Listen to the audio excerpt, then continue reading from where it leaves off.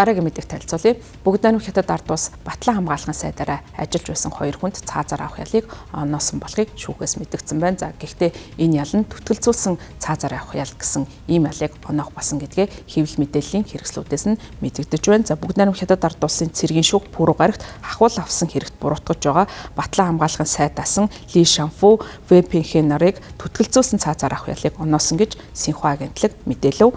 Шүүх Вэг бол хахуул авсан хэрэгт буруутай гэж үзээд 2 жилийн хугацаатай цаазаар авах ял оноосон байна. За харин Ли Шанфуг хахуул санал болгосон хэрэгт буруутай гэж үзэж мөн адил ялыг оноосон байна. За 2 жилийн хугацаатай ялыг түтгэлзүүлсний дараа ялыг нь бүх насаар хорих ялаар солих юм байна. За гэвч бол цаашид ялыг нь хөнгөрүүлэх эсвэл тэнцэнгээр суулгахыг зөвшөөрөхгүй гэж шүүхийн шийдвэрт дурдсан байна. Хятад гэмт хэрэгтэн ялыг нь түтгэлзүүлсэн хугацаанд ямар нэгэн гэмт хэрэг үлдээгүй бол цаазаар авах ялыг нь ерөнхийдөө бүх насаар нь хорих ялаар сольдог ийм байдгийн байна. За ингэж ял оноосон явдал нь бүгд найрамд хятад ард улсын дарга Ши Жинпиний өндөр албан тушаалтнуудын эсрэг авилгалын тэмцлийн нэгэн хэсэг болж байгаа юм. За түүний хувьд ийхүү 10 гаруй жилийн хугацаанд авилгалтай тэмцэх кампанит ажлыг явуулж байгаа. За үүнийг нэрлэхдээ бар ялаатай адилхан тэмцэнэ гэж нэрлэж байгаа. За өөрөөр хэлбэл бар гэдэг нь өндөр албан тушаалтнуудыг хэлж байгаа. За ялаа гэдэг нь бол доод албан тушаалуудад авилгал хийл ахуулын хэрэгт орооцолдож байгаа хүмүүсийн эсрэг тууштай тэмцгээ илэрхийлж байгаа юм. За энэхүү тэмцлийг эхлүүлсэн нь бол тасралтгүй үргэлжилж байгаа. За 1-р сард бол Хятадын хамгийн өндөр албан тушаалтан болох генерал цэргийн удирдлагуудыг үүнээс болж огцруулсан юм а. Вэпинхегийн хувьд 2018-аас 22 онд тус улсын Батлан хамгаалах сайдаар ажиллаж байсан. За Ли Шанфугийн хувьд түүнийг залгамжилж Батлан хамгаалах сайдаар ажиллаж байсан ч гэсэн 2023 оны 10 дугаар сард албан тушаалаасаа огцрох хүртлээр хэдхэн сарын хугацаанд сайдаар ажиллаж байсан.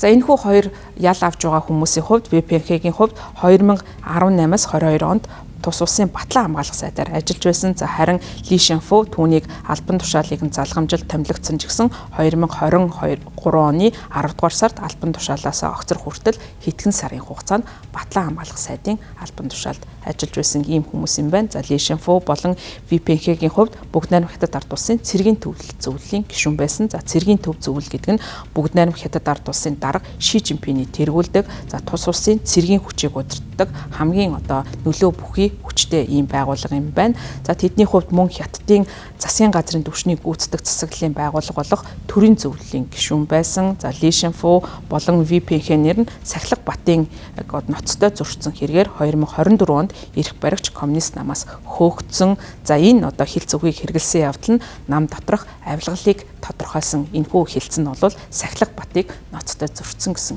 энэ үгээр бол авилгал хийл ахуулыг тодорхойлдог гэдгийг энэ хоёрын жишээнээс харж болж байгаа юм. За сүүлийн үед бүгд найрамд хятад ард улсын дарга Ши Жинпиний зүгээс цэргийн албан тушаалуудад ажиллаж байгаа өндөр дээд хүмүүсийг бол мөрдөн шалгах үйл ажиллагааг явуулж байгаа. За цэргийн төв зөвлөлийн гишүүдээс бол өөрөөс нь гадна нэг гишүүн байгаа. За түүнээс бусд нь бол ямар нэгэн байдлаар авилгалтай холбоотой хэрэгээр мөрдөн байцаах үйл ажиллагаанд хамрагдаж байгаа. За тэдний хувьд авилгал хийх ахуйтай холбоотой энэ үйл ажиллагаанд ийхүү оролцсон гэдэг нь харагдахад авилга ямар төвшөнд тус улсад бас нүүрлсэн байгааг харуулж байгаа юм. За нөгөө талаар өрөндийн судлаачдын зүгээс үзэж байгаа нь Ши Жинпин авилгалтай тэмцэх үйл ажиллагаа нь зарим талаараа өөрийн эсрэг эрх мэдлийн төлөө өрсөлдөж болзошгүй, өрсөлдөгчдөө зайлуулах арга байж болзошгүй гэж үзэж байгаа. За ямар ч тач бол Ши Жинпиний зүгээс 10 гаруй жилийн туршид ийхүү авилгалтай тэмцэх үйл ажиллагаагаа эрчимтэй явуулж за мөн түүний тодорхойлж байгаачлан бар ялааг